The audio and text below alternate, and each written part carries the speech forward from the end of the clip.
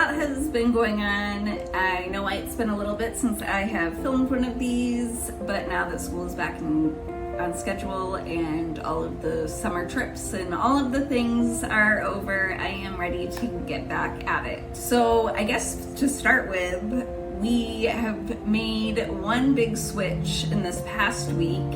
We were using Southeast Leasing Personnel Company to do our payroll, and to also, that's where we were getting our workers comp from.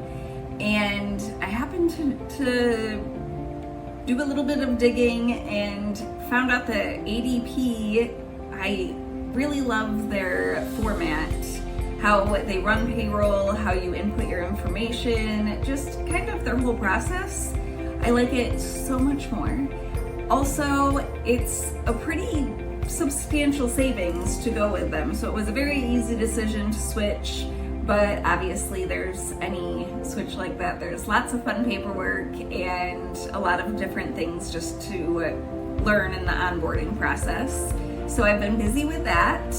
I also yesterday went on a sales ride along with Grant. I've definitely, we've gone here and there on a random sales call that's someplace nearby that doesn't make sense for Tim to go. But since Tim is out of town this week, we took all of the estimates and I'm ready to learn. I'm not looking to go into sales full-time or anything, but it would be nice because of how large the area that we service is. And Tim is very far north, we're more south, that when there are, especially if it's a smaller job that is nearby us, that I be able to go do it eventually without Grant. Although with Grant is not bad either. He closed 3 of the 4 first call, first close. He really just kind of taught me a lot. Even though I've seen him go through his process, I got a little bit of formal training, which everybody can always use sometimes for everything, but I in particular was looking for this. So I have 3 takeaways that I took from the day. And actually, one of the customers ended up complimenting us on all of these things. And the first was communication. Anyone that does not think letting the customer know that they are on the way, updating them as they go, not letting them know that you're gonna be late for your 11:30 appointment, but you'll be there at noon, but then not showing up till 2 and not contacting them in between. Just little things like that make a huge difference. Also, actually I had multiple customers compliment our communication and just really enjoyed how the whole process went, which also is thanks to Drip Jobs, because some of what they were referencing was actually Drip Jobs and Customer Closer, to be honest. And just getting an answer promptly from somebody is huge in business. People don't like to wait anymore. We all are very used to getting things instantaneously. We're used to having the world at our fingertips, basically. And if somebody is gonna leave you waiting, then a lot of the time are up in the air. You're just gonna go to the next person. So that is huge.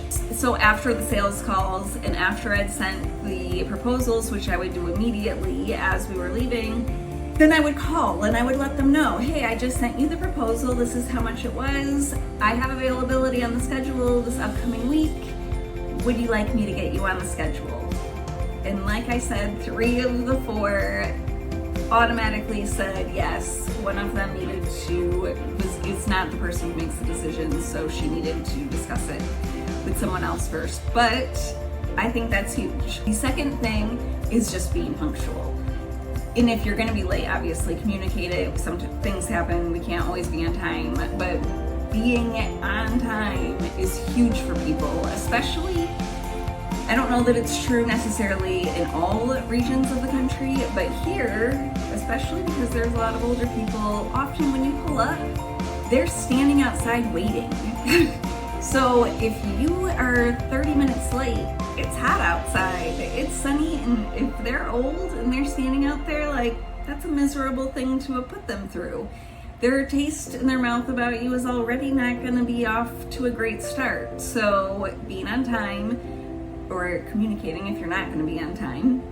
And then the third thing is probably the one that I personally will struggle with the most and do struggle with the most, and that is asking for their money. So Grant made an excellent point to me. He said, well, do you believe in our company? Do you believe in the work that we do? Just all of it. And if you do, then you know that you're selling them a good service and that they should want to go with us. And that's true. But for some reason, it's so hard to tell somebody, so give me your money, let's get you on the schedule. I start flubbing up my words. I get very uncomfortable and awkward sometimes. But that's definitely something that I know I personally want to work on and is important, because I don't know that all three of those people would have signed necessarily on the spot. One was not even in the state, and when I called him, he had already looked at the estimate. He had looked at it immediately, and he thought it was a little bit high priced, but because I called right after and went over everything, he was one of the ones that also loved our communication, and he loved the way that the customer closer had worked, and he loved the way that the CRM had sent reminders and messages. So these are all people also that had booked their appointments over the weekend. So it's not, I think timeliness in getting to all of these people makes a big difference as well. But this particular customer had said he didn't understand that it was for 6-inch. Regardless, once I explained everything and went over it, it turns out he decided to go with us, but it also turns out that he's a builder who has multiple properties around here, and he said he already has other houses for us to go look at. So you just never know.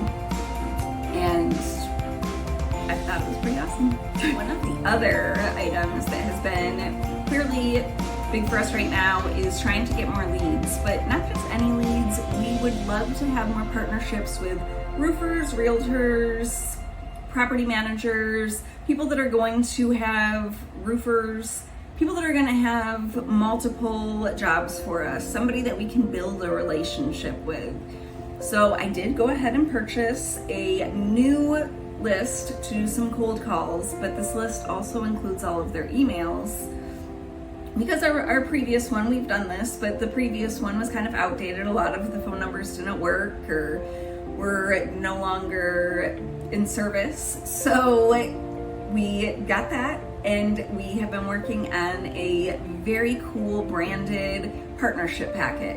And in there, we just go over who we are, what we're about, what's important to us, what we offer, what our insurance, our license, just things, little things like that. That's a one-stop shop where they can come and look and see everything that we have to offer and can make that decision to hopefully go with us. And if we have to send out, it's a list of 2,500 people. If we have to send out 2,500 emails, you know that you're gonna get somebody in there, more than one person, I would guess, that will bite or that will take a chance on you. And I'm excited to see where that leads.